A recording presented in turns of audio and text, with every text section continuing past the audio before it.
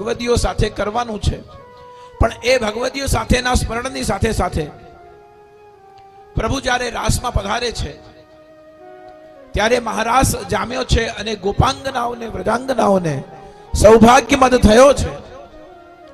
અને સૌભાગ્યમદ થવાથી પીત વસન વનમાલ ધરી મંજુલ મુરલી હાથ, ઠાકોરજી અંતર ધ્યાન થયા. વિપ્રયોગ શ્રી હરિરાય મહાપ્રભુજીની દ્રષ્ટિએ તો અંતર ધ્યાન થયા પછી વ્રજ ગોપીઓની જે વિવળ સ્થિતિ થઈ છે, જે વિરહ આરતી થઈ છે, જે વિરહ અગ્નિ થઈ છે, તે સમયમાં એ વિરહાતુર ગોપીજનો કોઈ કૃષ્ણ બને છે, કોઈક યશોદા બને છે, કોઈ ગોપી બને છે, કોઈ કૃષ્ણ બને છે, કોઈ નંદરાયજી બને છે, કોઈ શ્રી કૃષ્ણ બને છે, કોઈ ગ્વાલ બાલ બને છે અને કોઈ કૃષ્ણ બને છે. અને ભગવાનના વિરહમાં શ્રી હરિરાય મહાપ્રભુજી આજ્ઞા કરે છે કે ભગવાનના વિરહમાં પોતે જેમ આજે રાસલીલાના દર્શન કરીએ આપણે, તો રાસલીલામાં જેમ કોઈ કૃષ્ણ બને, કોઈ ગોપ બને, કોઈ ગ્વાલ બને, કોઈ ગોપી બને, એવી રીતે પ્રભુના અંતર ધ્યાન થયા પછી પણ કોઈ ગોપ બન્યું, ગ્વાલ બન્યું, ગોપી બન્યું, કોઈ કૃષ્ણ બન્યું. અને એ વખતે જે લીલા થઈ પુષ્ટિમાર્ગની સેવા ભાવનામાં, તે વખતની એ લીલા ભાવનાને આપણા ત્યાં ભગવત સેવાના ભાવાત્મક સ્વરૂપથી સ્વીકાર કરવામાં આવી છે.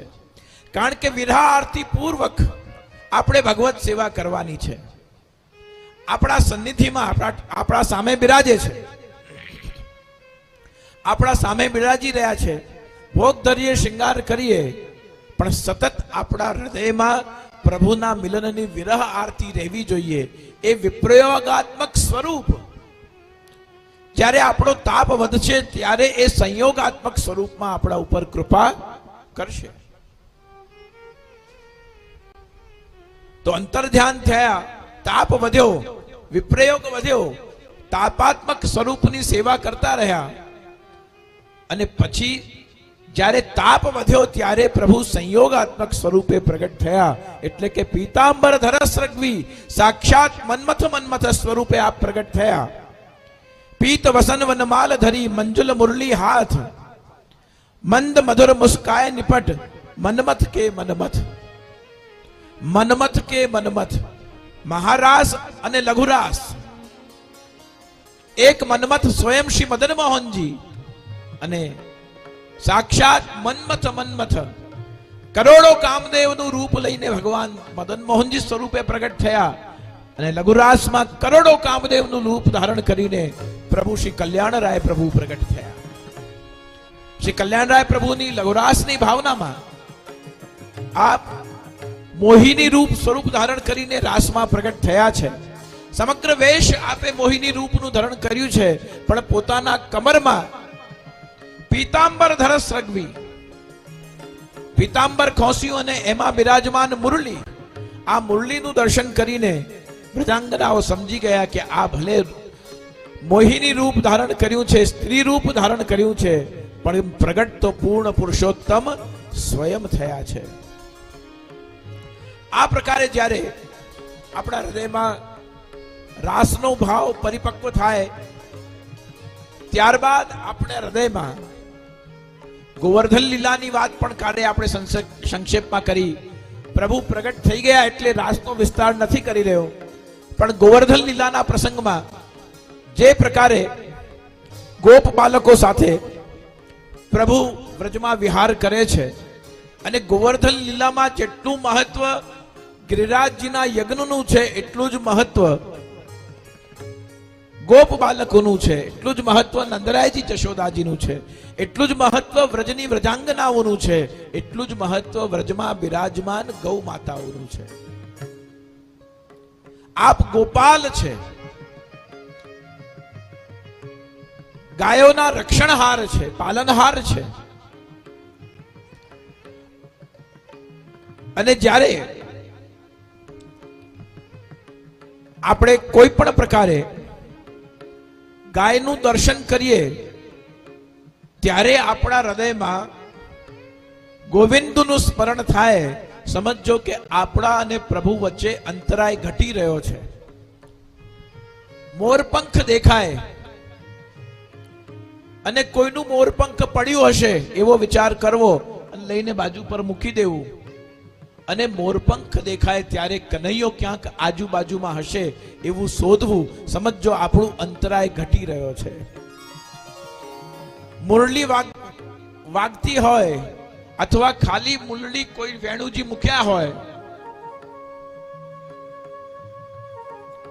એક જણાએ કોઈએ ફેંગશુઈમાં કીધું હશે તેને મુરલી લટકાવી રાખી હતી.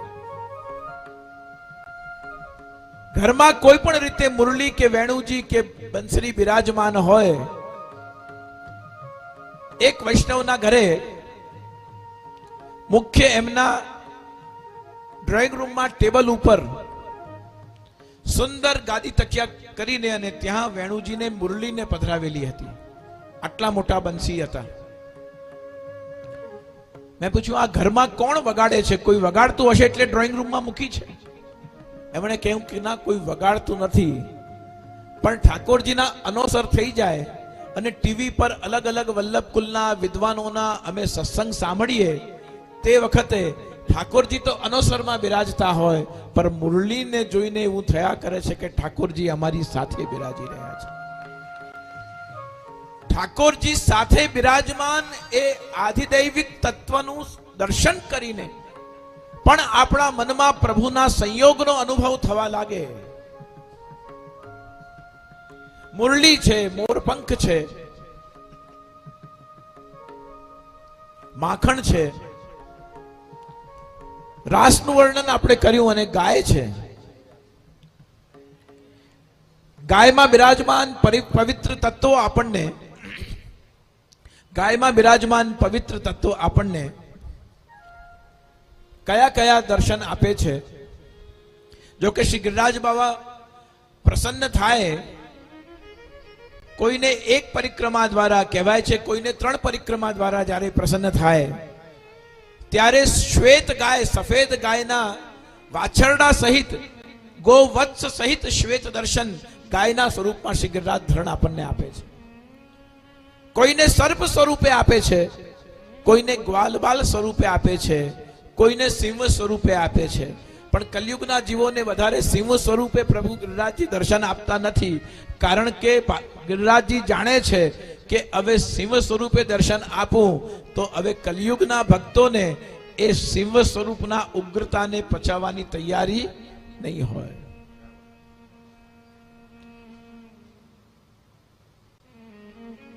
અલગ અલગ સ્વરૂપે શ્રી ગિરિરાજજી દર્શન આપે, પણ ગૌમાતા, સર્પ, ગ્વાલબાલ અને શિવ આપણને શું આપે છે?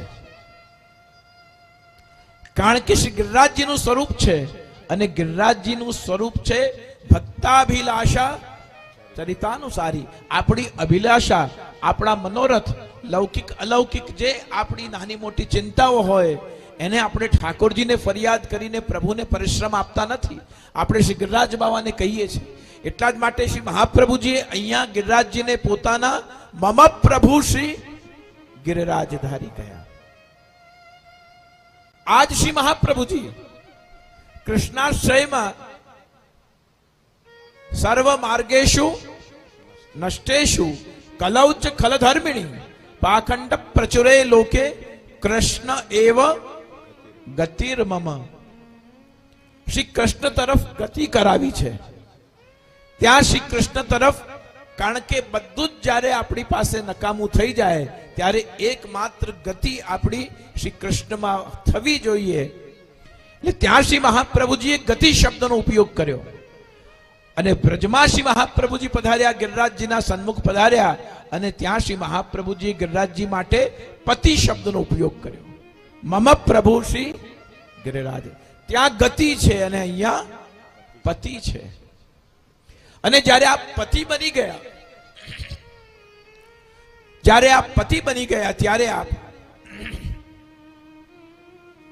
ભક્તના બધા જ મનોરથ, પતિની જિમ્મેદારી હોય છે કે એ પોતાના પત્ની સહિત, બાળકો સહિત આખા ગ્રહસ્થ ધર્મનું પાલન કરે. એમ જ્યારે ગિરિરાજ બાબા આપણા પતિ બની જાય મમ પ્રભુ શ્રી ગિરિરાજધારી લુંઠ પ્રસૂનામ પ્રપદીન હારી. આપણે ન બોલીએ તો પણ આપણા હૃદયની વાત જે વગર કહે પણ સમજી જાય એવા શ્રી ગિરિરાજ બાવાના જ્યારે તરેટીમાં સન્નિધિમાં આવીએ ત્યારે વ્રજવાસીને આપણે પ્રસન્ન કર્યું અને વ્રજવાસી તો આશીર્વાદ આપીને પાછો એના ઘરે જતા રહે. સર્પ આપણને દેખાય તો આપણે થોડી વાર તો ઊભા રહીએ, પણ જેમ આપણી પાસે આવે આપણે આપણા માર્ગે નીકળી જઈએ. શિવના દર્શન આપ કૃપા કરે તો સુલભ બને, પણ ગાયના દર્શન તો આપણને આખી તરેટીમાં 7 કોષની પરિક્રમામાં ડગલે ને પગલે આપણને દર્શન થઈ શકે છે. કયા સ્વરૂપમાં ગિરિરાજ બાબા બિરાજી રહ્યા છે એનું આપણે અનુસંધાન કરવું હોય તો કોઈ જગ્યાએ આપણને શ્વેત ગાય અને વાછરડા સહિત અને પાછી વાછરડું દૂધ પીતું હોય એવા જો દર્શન થઈ જાય, સમજો કે સાક્ષાત વ્રજની યાત્રા શ્રી ગિરિરાજ બાબાએ આપણી પૂર્ણ કરી દીધી છે. કારણ કે ગૌ માતાની ગૌ પૃચ્છ ગાયની પૂંછ પણ પવિત્ર છે, ગૌ રજ પણ પવિત્ર છે. ગાય ચાલીને જાય અને ગૌ ખુર એના અંદર બિરાજમાન જે ગૌ રજ હોય તે પણ ભગવત ચરણારવિંદની રજ જેટલી જ પવિત્ર છે. ત્રીજું ગોબર પણ પવિત્ર છે. આપણા બધા જ જૂના ઘરોમાં ગોબર અને યજ્ઞકુંડમાં પણ ગોબરથી જ આપણે લીપણ કરીએ છીએ. ગૌમૂત્ર પણ પવિત્ર છે. પંચગવ્ય પ્રાશન કરીએ ત્યારે પંચગવ્યમાં દૂધ, દહીં, ઘી, ગોબર અને ગૌમૂત્ર આ પંચ તત્વો મળીને પંચગવ્ય બને છે. ગૌખુર, ગૌખુરનો મતલબ છે ગાયના ચરણમાં બિરાજમાન, જે ચરણના નખ છે એની નીચે બિરાજમાન ખુર. આજે તૃતીય પુત્ર શ્રી બાલકૃષ્ણજીનો ઉત્સવ છે. શ્રી ગોસાઈજીના ત્રીજા પુત્ર શ્રી બાલકૃષ્ણજીનો આજે ઉત્સવ છે. અને આપના દ્વારા લખેલી શ્રી ભાગવતજીનો એક શ્લોક છે જે આપના હસ્તાક્ષરમાં આજે પણ તૃતીય ગ્રહમાં બિરાજમાન છે. શ્રી બાલકૃષ્ણજીના શબ્દોમાં આપણે જો ચિંતન કરીએ તો તૃતીય પુત્ર શ્રી ગોસાઈજીના બાલકૃષ્ણજી શ્રીમદ ભાગવતજી માટે લખે છે, યાન્યુજ્જહાર માહેશાત વ્યાસો વ્યાકરણાર્ણવાત તાનકિમ શબ્દ રત્નાની માનતી પાણીની ઘોષપદે. માનતી પાણીની ઘોષપદે શ્રી બાલકૃષ્ણજીના શબ્દો છે. યાન્યુજ્જહાર માહેશાત વ્યાસો વ્યાકરણાર્ણવાત. જેમ માહેશ્વર સૂત્ર છે જેમાંથી વ્યાકરણનો જન્મ થયો. અય્યુન રુક એ યૌચ હય વરટલણ ચ ભયગણ દશ. માહેશ્વર સૂત્ર છે. ભગવાન શિવજીના ડમરૂમાંથી નીકળેલા શબ્દો અય્યુન રુક એ યૌચ હય વરટલણ ચ ભયગણ દશ કપય ચટ દશ સરસર હલ. આ ડમરૂમાંથી નીકળેલા શબ્દધ્વનિ, એ શબ્દધ્વનિ દ્વારા જે અક્ષરો રચાયા એ અક્ષરો દ્વારા વ્યાકરણની રચના થઈ. યાન્યુજ્જહાર માહેશાત વ્યાસો વ્યાકરણાર્ણવાત. અને પછી પાણીનું વ્યાકરણ લખાયું, કાવ્ય પ્રકાશ લખાયું મમ્મટનું, સાહિત્ય દર્પણ લખાયું. વ્યાકરણના, સાહિત્યના, ન્યાયના, મીમાંસાના, તર્કના, સાંખ્યના આ બધા જ વેદાંત અને સાહિત્યના ગ્રંથો લખાયા. પણ જ્યારે શ્રીમદ ભાગવતજીનું આપ ચિંતન કરો છો ત્યારે આ બધા જ લખાયેલા ગ્રંથ આપણને કેવા લાગે છે? યાન્યુજ્જહાર માહેશાત વ્યાસો વ્યાકરણાર્ણવાત તાનકિમ શબ્દ રત્નાની. આ બધા જ ગ્રંથોના શબ્દ શ્રીમદ ભાગવતજીની આગળ કેવા લાગે છે? માનતી પાણીની ઘોષપદે. ગાય ચાલીને જાય અને વરસાદ પડતો હોય, ગાય એક પગ ઉઠાવીને બીજું પગ આગળ મૂકે અને પછી ગાયના ખુરમાં ભરાયેલું જે પાણી હોય એ પાણી જેવા બીજા બધા ગ્રંથો લાગે. પણ જ્યારે ભાગવતજીનું દર્શન કરીએ ત્યારે સર્વ ઉપનિષદ ગાવો દોગ્ધા ગોપાલ નંદન, એ અમૃત સમાન છે, એ દુગ્ધ સમાન છે. દૂધને અમૃત કહ્યું છે. તો ગાયમાં બિરાજમાન ગૌપૃચ્છ, ગૌરજ, ગોબર, ગૌમૂત્ર, ગોખુર અને ગૌઘૃત. ઘી પણ ગાયની જ કૃપાનું પરિણામ છે. ગૌ દુગ્ધ, દૂધ પણ ગાયની કૃપાનું પરિણામ છે. ગવામૃત, ધાબળનું પ્રથમ દૂધ, પાછળનું થાય પછી ધાબળનું જે પહેલું દૂધ હોય એને ગવામૃત કહ્યું છે. અને આ બધું આપણે કરીએ, આટલું બધું ગાય આપણને આપે, અને છતાં પણ આપણે રોજ પોતે જમતા પહેલા ગૌગ્રાસ ન કાઢીએ તો આપણે વૈષ્ણવ તો ઠીક, આપણે હિન્દુ તરીકે પણ આપણા ફરજથી ચૂકી જઈએ છીએ. આટલું બધું ગાય આપણને, ગૌ માતા આપણને આપે, અને પહેલી રોટલી પહેલા ગાયને જતી અને છેલ્લી રોટલી. હવે બધું યાદ હોય એને હોય, બાકી કે ભૂલાઈ ગયું, ત્યાં બધી ક્રમ પરંપરાઓ તૂટી ગઈ છે. અસ્તુ તાવત. પણ આગળ જતા આ ગિરિરાજ ધરણના ક્રમને, ગિરિરાજ લીલાને, અન્નકૂટ મહોત્સવને સમગ્ર પ્રભુએ ગોવર્ધન ધારણ કર્યું ત્યાંથી લઈને કે ઇન્દ્ર શરણાગત થયો ત્યાં સુધી સંપૂર્ણ આ ઇન્દ્રમાન ભંગની ગોવર્ધન લીલાને એક જ વાક્યમાં સમજવું હોય તો કેવી રીતે સમજી શકાય? સમય નથી એટલે એનો વિસ્તાર નથી કરવો. એક જ વાક્યમાં સમગ્ર ગોવર્ધન લીલાને સમજવી હોય, શ્રી ગિરિરાજ બાવાની મહતી કૃપાને સમજવી હોય તો કેવી રીતે સમજી શકાય? શ્રી ગિરિરાજજીને વારંવાર એક જ વિનંતી કરવી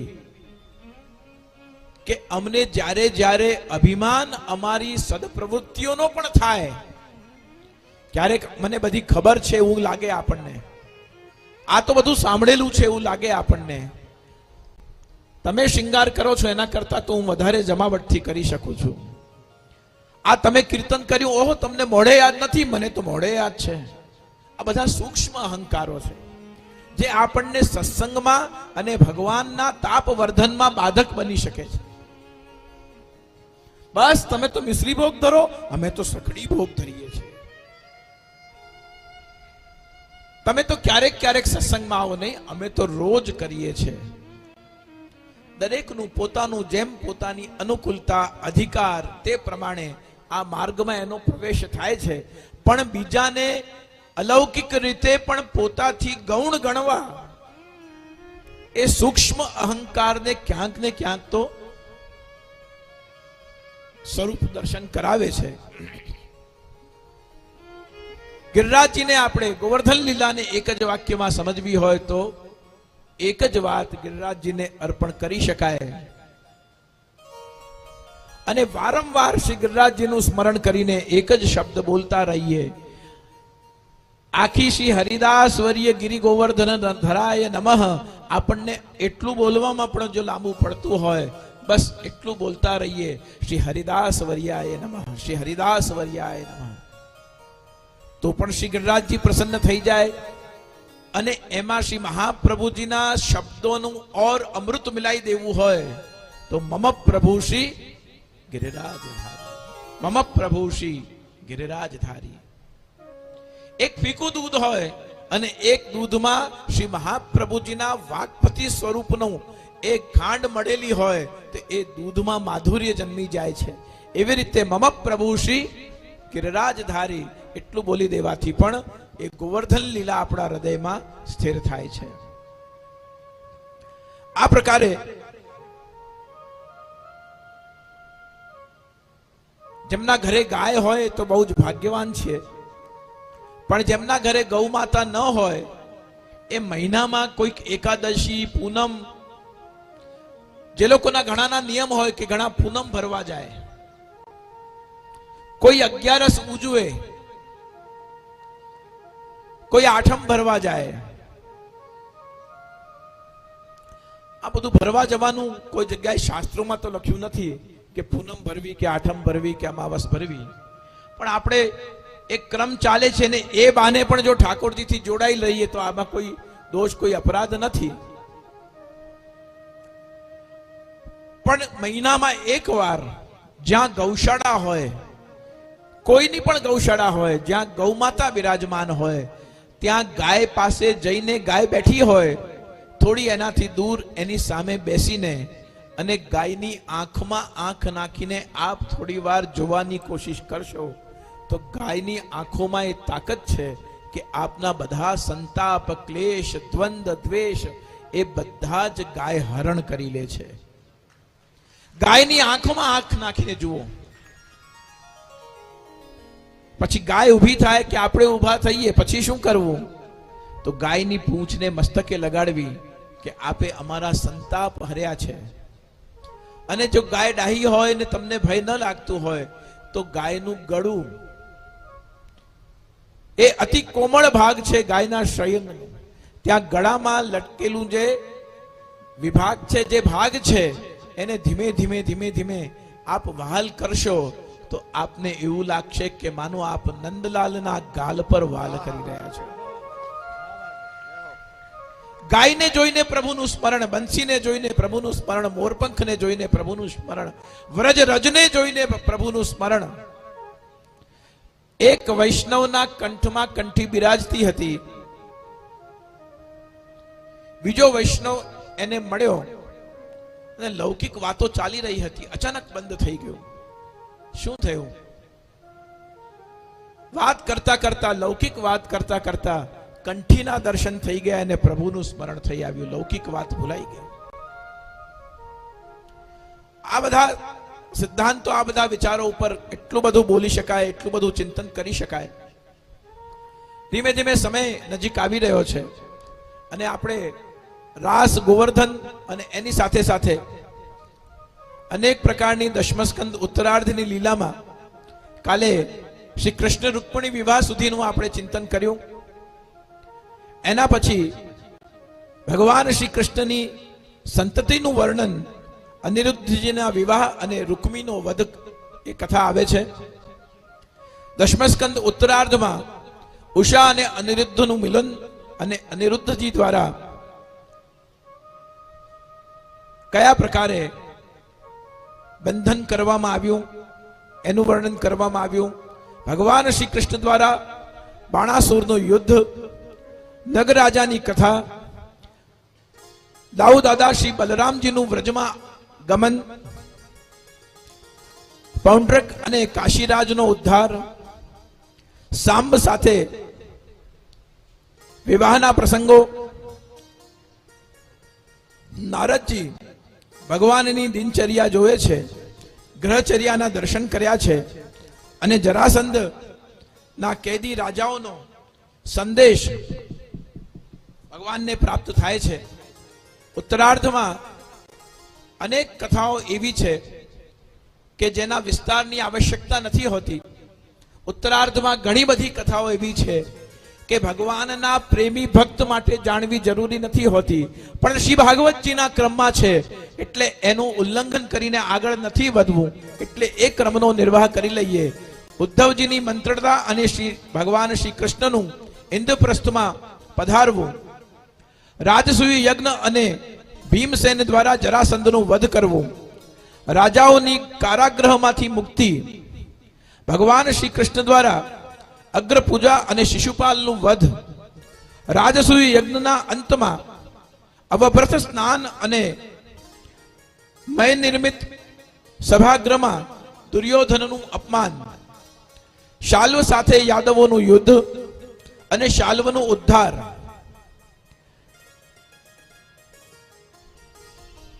સુદામા ઉપાખ્યાન, શ્રી કૃષ્ણ દ્વારા ભગવાન શ્રી સુદામાનું દ્વારકાપુરીમાં સ્વાગત, સુદામાજીને ઐશ્વર્યની પ્રાપ્તિ કરાવી.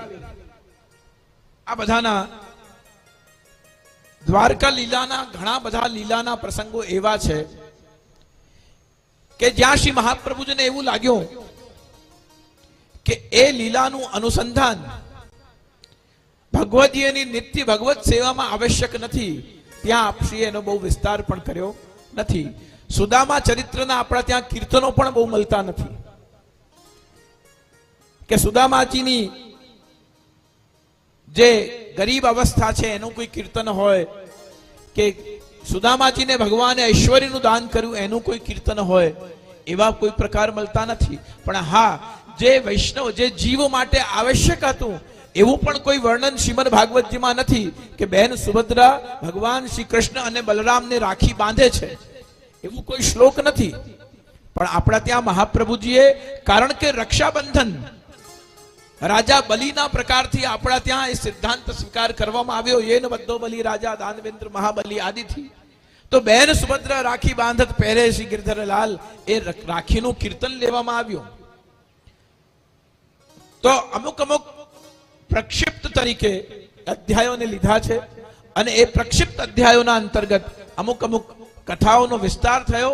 અમુક કથાઓને શ્રી મહાપ્રભુજી અને પછી ત્યારબાદ શ્રી ગુસાઈજીએ જ્યારે સુબોધનીજીની પૂર્તિ કરી છે ત્યારે અમુક અમુક અધ્યાયોને પ્રક્ષિપ્ત તરીકે પાછા એડ કર્યા છે. સુદામા ઉપાખ્યાન અને એના પછી પ્રભાસ ક્ષેત્રમાં શ્રી કૃષ્ણ બલરામનું સાથે નંદ આદિ ગોપોને ભેટ કરવી, ભગવાનના પટરાનીઓ સાથે દ્રૌપદીનું વાર્તાલાપ, ઋષિગણ કૃત ભગવત સ્તુતિ અને વસુદેવજીનો યજ્ઞોત્સવ, ભગવાન દ્વારા વસુદેવને બ્રહ્મજ્ઞાનનો ઉપદેશ, દેવકીના 6 પુત્રોને ભગવાને પાછા દેવકીજીને પ્રદાન કર્યા એનો ઉલ્લેખ ઉત્તરાર્ધમાં આવે છે. સુભદ્રા હરણ અને ભગવાનનું મિચલાપુરમાં ગમન થયું, ભગવાનની વેદ સ્તુતિનું વર્ણન, ભૃગુમુનિ દ્વારા ત્રિદેવોની પરીક્ષા, ભગવાન દ્વારા અર્જુન સાથે મૃત્યુ પામેલા બ્રાહ્મણ બાળકોનું પાછું લાવવું, સંક્ષેપમાં ભગવાનની આસુરવ્યામો લીલા આદિકનું વર્ણન પણ કરવામાં આવે છે. અને પછી એકાદશ સ્કંદમાં નિરોધો મુક્તિરાશ્રય, મુક્તિ લીલા એ એકાદશ સ્કંદ અને આશ્રય લીલા એ દ્વાદશ સ્કંદમાં પ્રભુની લીલાનું વર્ણન કરવામાં આવ્યું.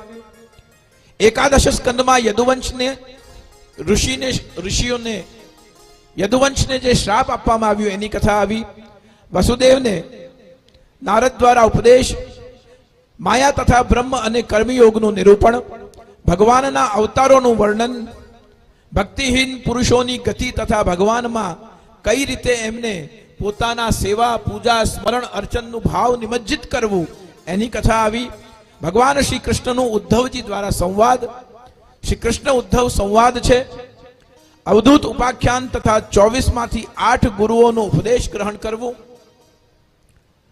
અજગરથી પિંગલા સુધીની 9 ગુરુઓની કથા, લૌકિક તથા પારલૌકિક ભોગોની અસારતા કઈ રીતે સંસારમાં થાય એનું નિરૂપણ કરવામાં આવ્યું, સત્સંગ મહિમા, કર્માનુષ્ઠાન કર્મત્યાગની વિધિનું વર્ણન કરવામાં આવ્યું 11મા સ્કંદમાં, હંસ રૂપમાં ભગવાનનો સનકાદિને ઉપદેશ કરવામાં આવ્યો, ભક્તિ યોગની મહિમા અને ધ્યાન યોગની વિધિ બતાવવામાં આવી, અષ્ટાદશ સિદ્ધિઓનું વર્ણન એકાદશ સ્કંદમાં થયું અને ભગવાનની વિભૂતિઓનું વર્ણન કરવામાં આવ્યું, વર્ણાશ્રમ ધર્મ નિરૂપણ અને બ્રહ્મચારી અને ગ્રહસ્થ ધર્મનું વર્ણન 11મા સ્કંદમાં કરવામાં આવ્યું, વાનપ્રસ્થ અને સંન્યાસનો શું ધર્મ હોય છે એનું વિવેચન પણ એકાદશ સ્કંદમાં કરવામાં આવ્યું, ભક્તિ જ્ઞાન અને યોગના સાધનોનું વર્ણન 11મા સ્કંદમાં કરી અને તત્વોની સંખ્યા પુરુષ પ્રકૃતિનો વિવેક બતાવવામાં આવ્યો, તિતિક્ષુ બ્રાહ્મણનું ઉપાખ્યાન, સાંખ્ય યોગનું વર્ણન, પુરુરવાનું વૈરાગ્ય, એલ ગીત, સાંખ્ય ક્રિયા યોગ, પરમાર્થ નિરૂપણ, ભાગવત ધર્મ નિરૂપણ અને ઉદ્ધવજીનું બદ્રિકાશ્રમમાં ગમન, યદુકુલના સંહારનું વર્ણન પણ થયું અને શ્રીમદ ભાગવતજીનું આ એકાદશ સ્કંદ અનેક પ્રકારની ઉત્તરાર્ધની લીલાઓ નું વર્ણન કરીને સુખદેવજીએ પરીક્ષિત પાસેના 7 દિવસ પરિપૂર્ણ થવા જઈ રહ્યા હતા. અને એમ પણ જોવા જાવ તો આપણે બધા પરીક્ષિત જ છીએ, કોઈની પાસે 8મો દિવસ હોતો નથી. આ જીવન લીલાનું અંત આપણું સોમવારથી રવિવારની વચ્ચે જ થવાનું છે. આપણે બધા જ પરીક્ષિત છીએ. એની પાસે 7 દિવસ હતા તો 8મો દિવસ આપણી પાસે પણ હોવાનો નથી. જ્યારે જ્યારે આપણું પણ જ્યારે જ્યારે પંચત્વમ ગતઃ, જ્યારે આપણે પંચત્વને આલિંગન કરીશું ત્યારે ત્યારે આપણા 7 દિવસની અંદર જ આ લીલા સંકલન થતી હોય છે. એ પ્રકારે હરિનામ સંકીર્તનની મહિમા બતાવવામાં આવી. 12 સ્કંદમાં કલયુગ અને રાજવંશનું વર્ણન થયું. કલયુગના ધર્મનું અને કલ્કી અવતાર તથા કૃતયુગ તથા આગમનનો સમય પણ બતાવવામાં આવ્યો કે ક્યારે કલ્કી અવતાર થશે. 4,32,000 વર્ષનો કલયુગ છે. 5,500 વર્ષ વીતી ચૂક્યા છે. એટલે હજુ કલયુગને હજુ બહુ આવવામાં કલ્કી અવતારમાં સમય છે. દશમલવ ઘટી જાય તો 4,000 ને અમુક વર્ષ છે. તો હવે કલ્કી અવતારનો સમય થઈ ગયો છે. પહેલા દિવસે આપણે સત્સંગમાં ચિંતન કર્યું હતું. પહેલા દિવસે સત્સંગમાં આપણે આવ્યું હતું કે કઈ રીતે દશાકૃતિ કૃતિ કૃષ્ણસ્તુ ભગવાન સ્વયં, એમાં સક્રપ અક્રપશ્ચૈવ, સક્રપ કરુણાનું અવતાર ભગવાન બુદ્ધ છે અને અક્રપ એ અવતાર કલી અવતાર છે. અને એ કલ્કી અવતારનું વર્ણન અહીંયા 12 સ્કંદ આશ્રય લીલામાં કરવામાં આવ્યું. 4 પ્રકારના નિત્ય નૈમિતિક પ્રલય આદિકના 4 પ્રકારના પ્રલયનું વર્ણન 12 સ્કંદમાં કરવામાં આવ્યું. પરીક્ષિતના મોક્ષનું સર્પયાગ અને વેદ વિભાગ 12 સ્કંદમાં વર્ણન કરવામાં આવ્યું. અથર્વવેદની શાખા, પુરાણોના લક્ષણ, માર્કંડેયની તપસ્યા અને ભગવાન શિવજી દ્વારા માર્કંડેય ઋષિને વરપ્રાપ્તિ, માર્કંડેય ઋષિનું માયા દર્શન, ભગવાનના સ્વરૂપનું વર્ણન અને સર્વવ્યુહ વર્ણન, શ્રીમદ ભાગવતજીની સંક્ષેપમાં વિષય સૂચિ અને વિભિન્ન પુરાણોની શ્લોક સંખ્યા અને શ્રીમદ ભાગવતજીની મહિમા, કયા પ્રકારે શ્રવણ કરવાથી એને શું પ્રાપ્ત થાય છે, ભાગવતજીની જે ફલાવસ્થા છે એ ફલાવસ્થામાં ભાગવતજી આપણે શ્રવણ કરીએ તો આપણને શું પ્રાપ્ત થાય, ભાગવતજીને આપણે સાંભળ્યા હોઈએ તો આપણને ભાગવતજી કયા કયા ફલનું દાન કરે, અંતમાં ભાગવતજીના પરમ ફલ શ્રવણ કરવાનું ફલ આપણને 4 રીતે મળે છે.